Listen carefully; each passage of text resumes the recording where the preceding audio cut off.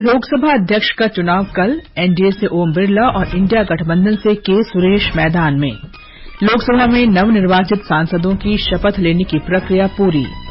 दिल्ली उच्च न्यायालय ने मनी लॉन्ड्रिंग मामले में दिल्ली के मुख्यमंत्री अरविंद केजरीवाल को जमानत देने के निचली अदालत के आदेश पर रोक लगाई।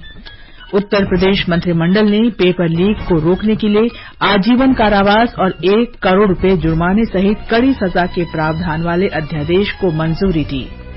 मौसम विभाग का अगले 5 दिन के दौरान पश्चिमी तट और पूर्वोत्तर भारत में तेज वर्षा का अनुमान। और यूएस ओपन बैडमिंटन टूर्नामेंट आज से टेक्सास में शुरू।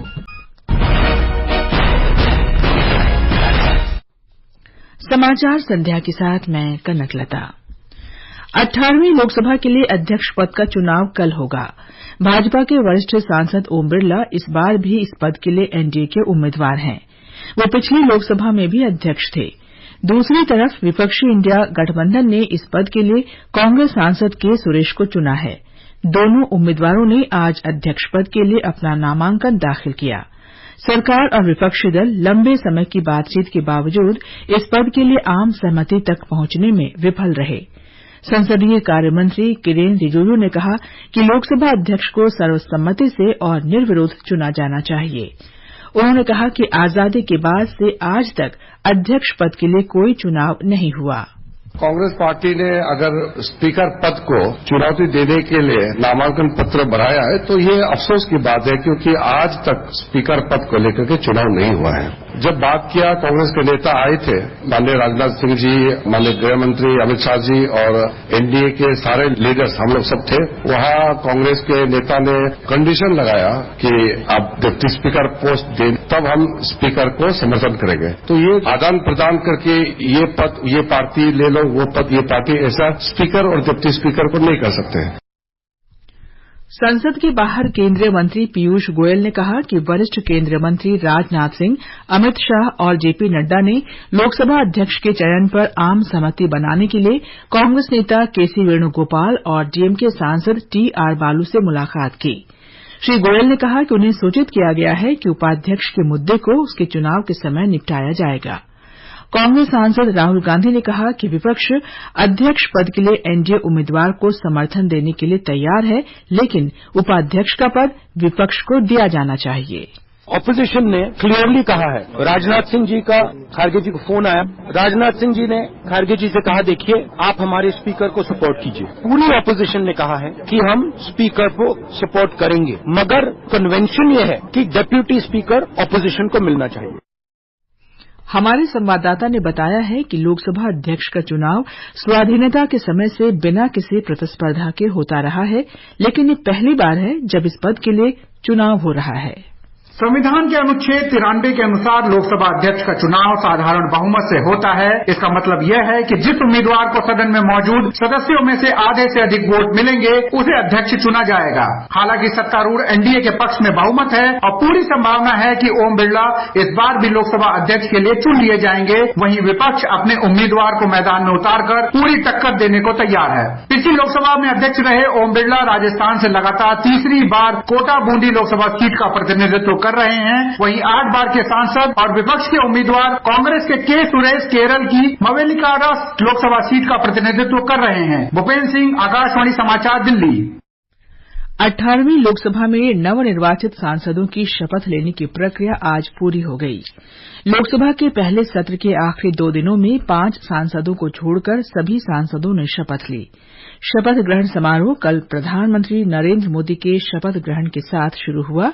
श्री मोदी लोकसभा में सदन के नेता हैं। पहले दिन कल कुल 266 सांसदों ने शपथ ली थी और बाकी सांसदों ने आज शपथ ली। राष्ट्रपति द्रौपदी मुर्मू गुरुवार को लोकसभा और राज्यसभा की संयुक्त बैठक को संबोधित करेंगी। 18वीं लोकसभा न केवल देश की विविधता के प्रतिनिधित्व के लिए बल्कि महिलाओं की महत्वपूर्ण उपस्थिति के लिए भी उल्लेखनीय है। विभिन्न व्यवसायों, क्षेत्रों और पृष्ठभूमियों से 74 महिला प्रतिनिधियों के साथ 18वीं लोकसभा एक लोकतांत्रिक और समावेशी राष्ट्र की भावना का प्रतिबिंब है। एक रिपोर्ट। 18वीं लोकसभा में 74 महिलाएं निर्वाचित होकर आई हैं, जो कि कानून बनाने में अपना अहम योगदान देंगी। सबसे बड़े दल बीजेपी में 30 महिला सांसद हैं, जबकि कांग्रेस में महिला सांसदों की संख्या 14 है। वहीं तृणमूल कांग्रेस में 11 महिला सांसद हैं, समाजवादी पार्टी में 4, डीएमके में 3 और जेडीयू और एलजेपी-आर दोनों में 2-2 महिला सांसद हैं। जो महिलाएं 18वीं लोकसभा का हिस्सा हैं, वे अभिनय, कानून, व्यवसाय, चिकित्सा, सामाजिक कार्य, कृषि और शिक्षा सहित विविध पेशेवर पृष्ठभूमि से ताल्लुक रखती हैं। विभिन्न क्षेत्रों में काम कर चुकी ये महिला सांसद संसदीय बहस को समृद्ध बनाने और बेहतर भारत के लिए प्रगतिशील नीति निर्माण में योगदान देंगी। दुर्गेश के साथ सुपर्णा सैकिया, आकाशवाणी समाचार, दिल्ली। वित्त मंत्री निर्मला सीतारामन ने आज आगामी बजट पर सुझाव आमंत्रित करने के लिए नई दिल्ली में व्यापार और सेवा क्षेत्र के प्रतिनिधियों के साथ बजट पूर्व परामर्श बैठक की अध्यक्षता की। बैठक में केंद्रीय वित्त राज्य मंत्री पंकज चौधरी, मुख्य आर्थिक सलाहकार वी अनंत नागेश्वरन, वित्त सचिव टीवी सोमनाथन, व्यय विभाग के सचिव, आर्थिक कार्य विभाग के सचिव और वाणिज्य तथा उद्योग मंत्रालय के सचिवों ने भाग लिया। एक अन्य बैठक में श्रीमती सीतारामन ने रोजगार और कौशल विकास क्षेत्र के विशेषज्ञों से भी विचार विमर्श किया। प्रधानमंत्री नरेंद्र मोदी ने 1975 में आपातकाल का विरोध करने वाले सभी लोगों को श्रद्धांजलि अर्पित की। सोशल मीडिया पोस्ट में श्री मोदी ने कहा कि यह दिन याद दिलाता है कि कैसे कांग्रेस पार्टी ने बुनियादी स्वतंत्रता को नष्ट कर दिया और देश के संविधान को कुचल दिया। उन्होंने कहा कि तत्कालीन कांग्रेस सरकार ने सभी लोकतांत्रिक सिद्धांतों की अवहेलना की और देश को जेल बना दिया। उधर केंद्रीय मंत्री और भाजपा अध्यक्ष जेपी नड्डा ने आज कांग्रेस पर निशाना साधते हुए कहा कि कांग्रेस की सोच या उसकी कार्यशैली में लोकतंत्र के लिए कोई जगह नहीं है। भाजपा अध्यक्ष 1975 में लगाए गए आपातकाल के विरोध में नई दिल्ली स्थित भाजपा मुख्यालय में आयोजित लोकतंत्र के काले दिन कार्यक्रम को संबोधित कर रहे थे। उस समय जिन लोगों ने प्रजातंत्र की रक्षा के लिए अपनी आहुति दी थी, उसकी ताकत के कारण आज प्रजातंत्र मजबूत होकर के खड़ा है। एक रात में 9,000 लोगों को उठा लिया गया। कोई देश का प्रमुख नेता बचा नहीं। मोरारजी देसाई, मोहन धारिया, अटल बिहारी वाजपेयी, लाल कृष्ण आडवाणी, ऐसी लंबी श्रृंखला है जिनको जेल में 19 महीने से ज्यादा रहना पड़ा। कसूर सिर्फ इतना था कि प्रजातंत्र की मजबूती के लिए और प्रजातंत्र की रक्षा के लिए उन्होंने आवाज उठाई। ये समाचार आकाशवाणी से प्रसारित किए जा रहे हैं। ताजा समाचार जानने के लिए आप हमारे Twitter handle @AIR News Hindi को फॉलो कर सकते हैं। बग्गा को नहाने का पानी चाहिए। बग्गा ने नल खोला, पानी आना शुरू। ऐसे ही विमला को धुलाई, सावित्री को सफाई और रघु को सिंचाई के लिए पानी चाहिए। पर कभी सोचा है कितना सारा पानी आता कहाँ से? अब आप कहेंगे कि जमीन के नीचे से। आगे भी जमीन के नीचे से ऐसे ही पानी आए, इसके लिए इस बारिश से पहले ही वर्षा जल संचयन की व्यवस्था करें। तालाबों, पोखरों और नालियों को साफ करके वर्षा जल संचयन अभियान कैच द रेन का हिस्सा बने। जल शक्ति मंत्रालय, भारत सरकार द्वारा जनहित में जारी। प्रधानमंत्री श्री नरेंद्र मोदी जी की समृद्ध और समावेशी भारत की परिकल्पना को साकार करते हुए देश को सिकल सेल एनीमिया मुक्त करने के लिए सिकल सेल एनीमिया उन्मूलन मिशन शुरू किया गया है। इस कार्यक्रम में स्क्रीनिंग, रोकथाम के लिए परामर्श और सिकल सेल रोग वाले व्यक्तियों की देखभाल करना शामिल है। इसीलिए ध्यान दीजिए, अगर आपके बच्चे या किसी गर्भवती महिला को एनीमिया यानी खून की कमी, आंखों में पीलेपन के साथ साथ बदन में तेज दर्द हो, कोहनी और घुटनों में सूजन लगे या बार बार बुखार आ जाता हो, तो ये सिकल सेल एनीमिया हो सकता है। इसे नजरअंदाज न करें। आज ही अपने नजदीकी Ayushman health and wellness centre जाकर जांच कराएं और सिकल सेल एनीमिया का नामो निशान मिटाएं। ये आकाशवाणी है। दिल्ली उच्च न्यायालय ने मनी लॉन्ड्रिंग मामले में दिल्ली के मुख्यमंत्री अरविंद केजरीवाल को जमानत देने के निचली अदालत के आदेश पर आज रोक लगा दी। न्यायमूर्ति सुधीर कुमार जैन की अवकाश पीठ ने प्रवर्तन निदेशालय ईडी की उस याचिका पर अपना फैसला सुनाया जिसमें केजरीवाल को जमानत देने के निचली अदालत के आदेश पर रोक लगाने की मांग की गई थी।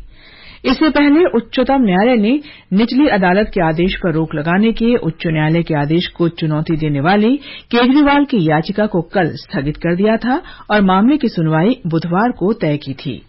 अरविंद केजरीवाल को दिल्ली आबकारी नीति से जुड़े भ्रष्टाचार के मामले में 21 मार्च को गिरफ्तार किया गया था।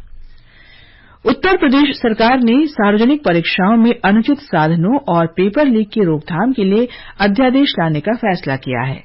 मुख्यमंत्री योगी आदित्यनाथ की अध्यक्षता में आज राज्य मंत्रिमंडल की बैठक में उत्तर प्रदेश सार्वजनिक परीक्षा अनुचित साधनों की रोकथाम अध्यादेश 2024 लाने के प्रस्ताव को मंजूरी दी गई। इस अध्यादेश के अंतर्गत सार्वजनिक परीक्षाओं में अनुचित साधनों और पेपर लीक करने वालों के खिलाफ सजा के कड़े प्रावधान किए गए हैं। इनमें 2 वर्ष से लेकर आजीवन कारावास और 1 करोड़ रुपए तक के जुर्माने की व्यवस्था की गई है। मंत्रिमंडल की बैठक में 42 अन्य प्रस्तावों को भी मंजूरी दी गई। नीट 2024 परीक्षा घोटाले में एक और आरोपी को महाराष्ट्र में लातूर पुलिस ने गिरफ्तार कर लिया है। आरोपी का नाम संजय जाधव है। अब तक 4 में से 2 आरोपियों को गिरफ्तार किया जा चुका है। इलाहाबाद के जीबी पंत विज्ञान संस्थान के प्रोफेसर बद्री नारायण तिवारी ने कहा है कि शिक्षा मंत्रालय नीट यूजी परीक्षा में हुई अनियमितताओं के मामले में पूरी गंभीरता और सख्ती के साथ कार्रवाई कर रहा है। उन्होंने आशा व्यक्त की कि नीट यूजी परीक्षा में हुई गड़बड़ी की जांच के लिए गठित उच्च स्तरीय समिति की रिपोर्ट अपेक्षा के अनुरूप होगी।